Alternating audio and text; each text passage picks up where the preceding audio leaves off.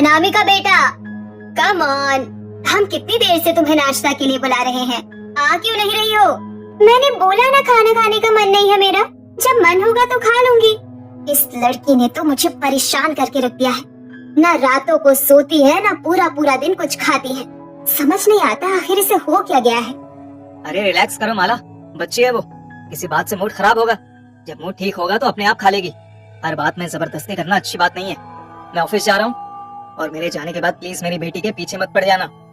दीपेश ने माला को हक किया और अपने ऑफिस के लिए निकल गया। वो सुबह ऑफिस जाकर रात को वापस भी आ गया, लेकिन अनामिका अपने कमरे से बाहर नहीं आई। माला गुस्से में उसके दरवाजे को जोर जोर से खटखटा रही थी। अरे ये क्या कर रही हो माला, दरवाजा तोड़ दोगी क्या? तो और क्या करूं? आप ऑफिस जाकर वापस भी आ गए, लेकिन ये लड़की कमरे से बाहर नहीं आई है और ना ही इसने कुछ खाया है। बहुत हो गया आपका लाड प्यार, इससे ज्यादा सर पर चढ़ाने नहीं दूंगी मैं इसे। माला की ये बात सुनकर दीपेश भी हैरान हो गया कि अनामिका ने सुबह से अपने कमरे का दरवाजा ही नहीं खोला है। उसने बार बार दरवाजा खटखटाया, लेकिन अनामिका ने दरवाजा नहीं खोला। तो इस बार दीपेश के सब्र का बांध भी टूट गया और उसने दरवाजा तोड़ दिया। लेकिन अनामिका को तो जैसे दरवाजा टूटने से कोई मतलब ही नहीं था। वो दरवाजे की तरफ पीठ करके बैठी थी और उसे देखकर ऐसा लग रहा था कि जैसे वो अपने हाथों को लगातार चलाती हुई किसी कागज पर कुछ बना रही हो। दीपेश ने आगे बढ़कर देखा तो एक ब्लैक क्रेयॉन से अनामिका एक पेंटिंग बना रही थी। कमरे की लाइट्स ऑफ थी, बस टेबल पर एक मोमबत्ती जली हुई थी। दीपेश ने रूम की लाइट्स ऑन की और जैसे ही उसने उस पेंटिंग को देखा तो उसके रोंगटे खड़े हो गए। दीपेश ने तुरंत उसके हाथों से पेपर छीन लिया। ये सब क्या बना रही हो तुम? दिमाग तो खराब नहीं हो गया तुम्हारा? ये क्या बेहुदा हरकत है? अनामिका ने अपने पापा की बात का कोई जवाब नहीं दिया। उसने उन्हें इतने गुस्से से देखा जैसे वो उन्हें अभी मार ही डालेगी। उसने जल्दी से उनके हाथ से वो पेपर छीना और किसी कैंडी की तरह उस पेपर को खा गई। अनामिका बेटा, ये क्या कर रही हो तुम? बाहर निकालो उसे।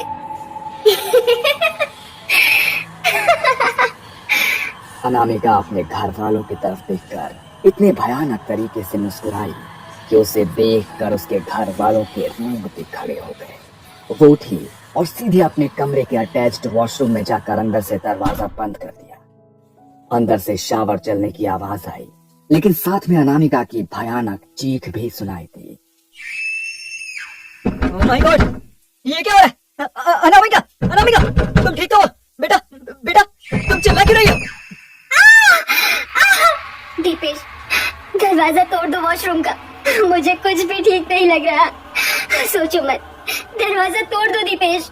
उनके पास कोई दूसरा चारा नहीं था, इसलिए दीपेश ने वॉशरूम का दरवाजा भी तोड़ दिया। अभी तक वो जितने डरे हुए थे, अंदर का नजारा देखकर उनका हाल और बेहाल हो चुका था। अनामिका वॉशरूम के फर्श पर गिरी हुई थी और शावर से उबलता हुआ पानी गिर रहा था। उसका शरीर जलकर लाल हो गया था। दीपेश ने जल्दी से शावर बंद किया। अनामिका की हालत बहुत नाजुक थी, इसलिए देर ना करते हुए वो तुरंत उसे अस्पताल ले जाने लगे। शांता काकी, अनामिका की हालत बहुत नाजुक है, हम उसे अस्पताल लेकर जा रहे हैं। आप यही रहना, आज रात शायद आपकी जरूरत पड़ सकती है। शांता काकी ने माला को हौसला दिया और रात को वहीं रुक गई। वो लोग उसे अस्पताल लेकर गए और यहाँ शांता काकी ने घर में तिल के तेल का दीपक जलाया। वो हाथ जोड़कर बैठी रही, लेकिन वहाँ अनामिका की हालत बहुत खराब थी। देखो, ना तो इस लड़की को कोई मेंटल प्रॉब्लम है और ना ही इसने पहले कुछ ऐसा किया है, तो अचानक से ये सब कैसे हो गया? और देखो तो इसको जरा, क्या हाल बना लिया इसने अपना। मतलब पूरी बॉडी पर छाले बन चुके हैं, पता नहीं कितने महीनों में जाकर ठीक होगी ये। और हाँ, अगर इसने फिर से ऐसा कुछ कर लिया ना, तो इस बारी से बचा नहीं पाएंगे हम। डॉक्टर अनामिका के रूम में बाकी डॉक्टर्स के साथ ये सब बात कर रहे थे। एक हफ्ते तक अनामिका को अस्पताल में ही एडमिट रखा गया। इस बीच उसने कुछ खाया तो वो सिर्फ दवाइयां थी। उसकी हालत ऐसी हो गई थी कि जैसे कोई सूखी हुई लकड़ी हो। घर आई तो माँ पिताजी के साथ साथ शांता काकी ने भी उसका बहुत ध्यान रखा। डॉक्टर्स ने उसके घावों पर दवाई लगाने के लिए दी थी। उसके घावों के भीतर पस भरी हुई थी। जैसे ही माला उसके घाव पर दवाई लगाती थी तो अनामिका दर्द से बिलख उठती थी। उसे दर्द से बिलखते देखकर माला के आंसू निकल जाते थे। इतनी हंसती सुंदर सी खिलखिलाती हुई बच्ची थी मेरी, पता नहीं किसकी ऐसी नस्ल लग गई। इसकी ऐसी हालत और देखी नहीं जाती है मुझसे। आपकी तकलीफ मैं समझ रही हूँ मालकिन। अपने बच्चे का दुख दुनिया का सबसे बड़ा दुख होता है। आप जाइए और थोड़ी देर आराम कर लीजिए, तब तक मैं अनामिका बेबी का ध्यान रखती हूँ। शांता काकी ने माला को थोड़ा हौसला दिया। कई रातों से माला भी ठीक से सोई नहीं थी, तो वो अपने कमरे में आराम करने चली गई। शांति काकी अनामिका के बिस्तर के बगल में चटाई डालकर बैठी थी। लगभग 1 घंटा बीत गया होगा। अनामिका जोर जोर से चीखने लगी। उसके जले हुए घावों से खून निकलकर बहने लगा। वो इतने दर्द में चीख रही थी कि अगर कोई उसकी चीख सुने तो उस दर्द की अनुभूति से भी उसकी आत्मा कांप जाए। मम्मा, मम्मा, मम्मा। अनामिका बेटा, क्या हुआ तुझे? तू ठीक तो है? तू ठीक तो है ना? माला दीदी, माला दीदी, जल्दी आइए। अरे ये क्या, पूरी चादर पर खून ही खून। हे भगवान, ये क्या हो रहा है? मम्मा, मम्मा, मम्मा।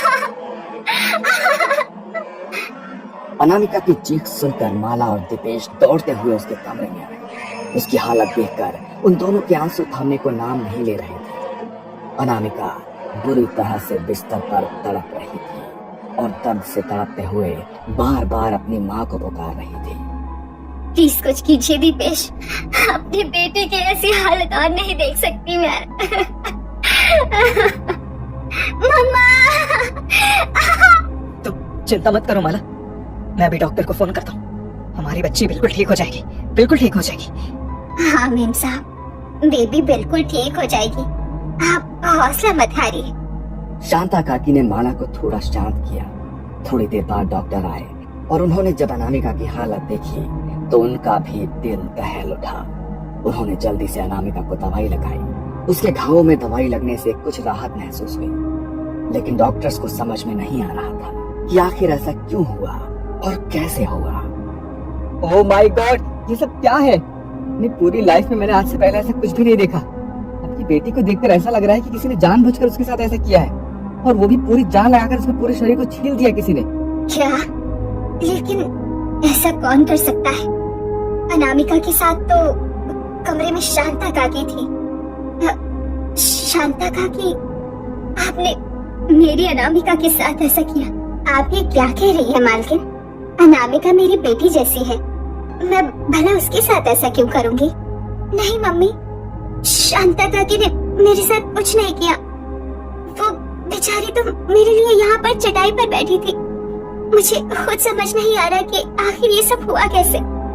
बस ऐसा लगा कि कोई मेरे शरीर में अनगिनत पिन चुभा रहा है।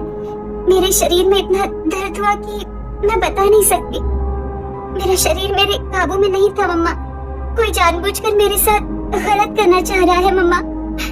लेकिन अनामिका, तुम तो कह रही हो तुम्हारी दाई ने ऐसा नहीं किया और कमरे में उनके अलावा कोई और नहीं था। फिर कौन तुम्हारे साथ जानबूझकर करेगा ऐसा? मैं नहीं जानती, मैं कुछ भी नहीं जानती, लेकिन मुझे इतना पता है कोई मुझे मारना चाहता है, लेकिन आसान मौत नहीं देना चाहता। कोई चाहता है कि मैं तड़प तड़प कर मरूं, तड़प तड़प कर मरूं। ये सब बोलते बोलते अचानक से अनामिका पर न जाने कौन सा सम्मोहन सवार हो गया। उसने बार बार इस बात को बोलना शुरू किया और अचानक से उठ खड़ी हुई। उठकर सीधे वो अपने डाइनिंग टेबल की तरफ गई और वहां फ्रूट बास्केट में रखे चाकू को उठाया और अपने शरीर पर उसने घाव करते हुए जोर जोर से चिल्लाने लगी। शांता काकी ने जल्दी से आकर उसके हाथ से चाकू छीना। सब जल्दी से बाहर की तरफ आए। तब तक अनामिका बेहोश हो चुकी थी। पहले ही उसकी हालत इतनी खराब थी और उन घावों पर जब उसने खुद को चोट पहुंचाई तो उसकी हालत और ज्यादा गंभीर हो गई। देखो, आई थिंक आपकी बेटी को अच्छे मेडिकल ट्रीटमेंट की जरूरत है। और ये सब शायद उसने खुद ही अपने साथ किया है। इसे यहाँ पर रखना खतरे से खाली नहीं है। मुझे लगता है कि इसे हॉस्पिटल लेकर जाना ही होगा और वहीं इसे रखना होगा। अनामिका को गंभीर हालत में हॉस्पिटल लेकर जाया गया, लेकिन बार बार जले हुए शरीर पर चोट लगने की वजह से शायद उसका शरीर अब और दर्द बर्दाश्त नहीं कर सकता था, इसलिए वो चल पड़ा। अस्पताल के बेड पर उसने अपनी आखिरी सांसें ली। उसकी माँ ने उसे अंतिम विदाई के लिए उसे नए कपड़े पहनाए और उसके पुराने कपड़ों में कुछ ऐसा मिला जिसने उन्हें अंदर तक हिला दिया। एक काले रंग की गुड़िया जिस पर अनगिनत पिन चुभी हुई थी। माला ने उस गुड़िया के अंदर से एक पिन निकाली तो उस गुड़िया के अंदर से खून की बूंदें टपकने लगी। और जैसे ही माला ने अनामिका के पार्थिव शरीर को देखा तो ठीक उसी जगह से उसके शरीर से भी खून टपक रहा था। माला समझ गई थी कि उसकी बेटी को कोई मानसिक बीमारी नहीं थी, बल्कि जो उसकी बेटी कह रही थी वो बिल्कुल सच था। कोई तो चाहता था कि वो तड़प तड़प कर मरे, लेकिन कौन? ये सवाल बार बार उसके दिमाग में मानो घूम रहा हो, लेकिन वो चाहकर भी इसका जवाब नहीं ढूंढ सकती थी। आज से 1 साल पहले अनामिका कॉलेज में पढ़ती थी। वो बहुत ही सुंदर थी, लेकिन जितनी सुंदर थी उतना ही घमंड उसके अंदर था। अरे कब तक उसे बस यूं ही देखता रहेगा? जाकर उससे अपनी मन की बात क्यों नहीं करता? अबे नहीं यार, वो कहाँ और मैं कहाँ। कितनी सुंदर है वो, मुझ जैसे लड़के को तो देखेगी भी नहीं। मैं बस उसे दूर से देख लेता हूँ, मेरे लिए वही बहुत है। तू भी ना यार एक नंबर का पागल है। अगर तेरी जगह मैं होता ना तो अब तक खपका बोल दिया होता। खैर बाकी तेरी मर्जी। अरे किसी के साथ कोई जबरदस्ती तो की नहीं जा सकती। मेहुल कॉलेज के फर्स्ट ईयर से ही अनामिका को पसंद किया करता था, लेकिन कभी खुलकर अपनी बात को नहीं बोल पाया। कॉलेज का लास्ट ईयर चल रहा था और इन दोनों को एक प्रोजेक्ट के लिए साथ में काम करना था। साथ में काम करते करते मेहुल को अनामिका से और ज्यादा लगाव हो गया और एक दिन उसने अनामिका को अपने दिल की बात बोल डाली। क्या तुम मुझसे प्यार करते हो और चाहते हो कि मैं तुम जैसे फट्टू को डेट करूं? तुमने ऐसा सोच भी कैसे लिया कि तुम मेरे लायक हो? नहीं, मैंने कब कहा कि मैं तुम्हारे लायक हूँ? भूल जाओ कि मैंने तुमसे कुछ कहा। ओ बच्चा तो रोने लगा। ओ बच्चे की इंसल्ट हो गई। अगर आज के बाद मेरे आसपास भी भटकी ना तुम, तो तुम्हारा वो हाल करूंगी ना, वो तुम सोच भी नहीं सकते। अनामिका ने पूरे कॉलेज में यह बात फैला दी और सबने मिलकर मेहुल का मजाक उड़ाना शुरू कर दिया। लेकिन फिर भी मेहुल सब कुछ सहता रहा। अंदर ही अंदर उसका दम घुटने लगा था। धीरे धीरे उसने कॉलेज जाना भी छोड़ दिया और बस दिन रात अपने कमरे में खुद को बंद करके रहने लगा। मेहुल खाना खा ले बेटा, कमरे से बाहर आ जा। कोई परेशानी है तो मुझे बता। मेहुल मेहुल। मेहुल ने कोई जवाब नहीं दिया और बस इसी तरह अपने दिन बिताने लगा। तभी एक दिन अचानक उसके फोन पर अनामिका का कॉल आया। वो बहुत घबराई हुई थी। हेलो मेहुल, मैं बहुत बड़ी मुश्किल में फंस गई हूँ यार, प्लीज मेरी मदद करो। मुश्किल? कैसे मुश्किल? वो सब मैं तुम्हें अभी नहीं बता सकती। बस मैं तुम्हें ये एड्रेस भेज रही हूँ, तुम जल्दी से वहाँ पर आ जाओ। मेहुल को लगा कि पता नहीं अनामिका किस मुसीबत में फंस गई है और उसने पहली बार उसे मदद के लिए बुलाया है, तो उसे मदद के लिए मना नहीं करना चाहिए।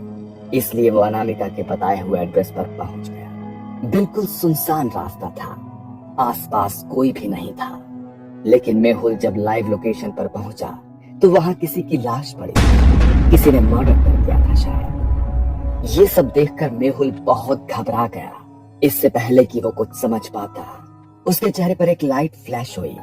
उसने चेहरा पलट कर देखा तो अनामिका हंसती हुई उसकी फोटो ले रही थी। ये क्या कर रही हो तुम? मेरी फोटो क्यों खींच रही हो इस लाश के साथ? तुम भी ना बहुत भोले हो मेहुल। जिस लड़की ने कभी तुम्हें भाव नहीं दिया और एक कॉलेज में तुम्हारा मजाक बना कर रख दिया, वो तुम्हें बुला रही है तो तुम्हें सोच समझ कर आना चाहिए था ना। बेवकूफ लड़का, मुझसे खून हो गया था इसका। अब पुलिस इसके खूनी को ढूंढेगी ना, और खूनी तो तुम हो, क्या? पागल मत बनो अनामिका, मैंने किसी को नहीं मारा। मैं पुलिस को सब सच बता दूंगा, जेल नहीं जाऊंगा मैं। तुम्हें क्या लगता है कि पुलिस तुम्हारी बात पर यकीन करेगी? ना तो तुम उतने अमीर हो कि तुम जबरदस्ती किसी को खुद पर यकीन करवा पाओ, और बाकी तुम्हारे खिलाफ ये सबूत तो है ही मेरे पास। मैं कुछ भी बोल दूंगी, लेकिन फंसोगे तुम। बस अभी पुलिस को बुला रही हूँ, जेल जाने के लिए तैयार हो जाओ। अचानक मेहुल के साथ ये सब हुआ।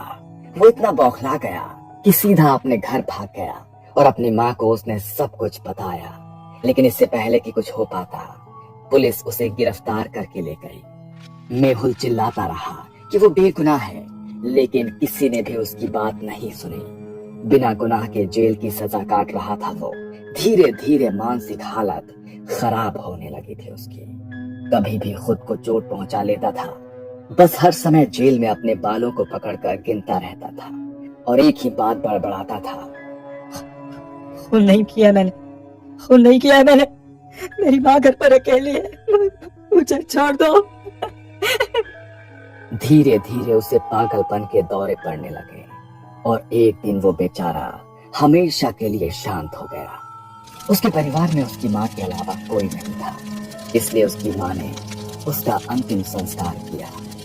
उसकी माँ की आंखों में अपने बेटे को खोने का जितना दुख था, उससे ज्यादा दुख इस बात का था कि जो कुछ भी उसके बेटे के साथ हुआ वो उसका हकदार नहीं था। जानबूझकर उसे फंसाया गया और बिन मौत उसका बच्चा मारा गया। मेरा बेटा मर गया तेरी वजह से। तेरे पास आऊंगी मैं, तेरे साथ रहूंगी मैं, अपनी आंखों से तुझे तड़पते हुए पल पल मरते हुए देखूंगी मैं। बहुत तड़प कर मारूंगी मैं तुझे, बहुत। जैसे मेरा बेटा मरा है वैसे ही तू भी जाएगी।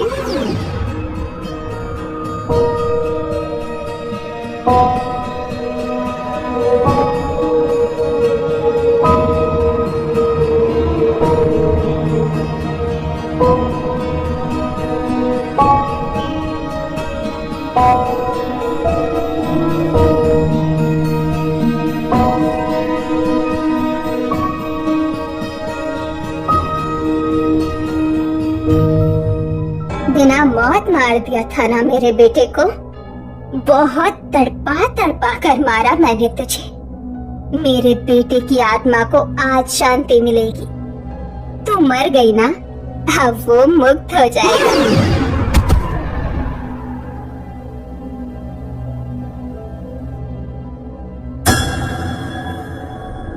ये कहानी आपको अच्छी लगी हो तो हमें सब्सक्राइब करें, हमारा इंस्टाग्राम और फेसबुक पेज जरूर फॉलो करें।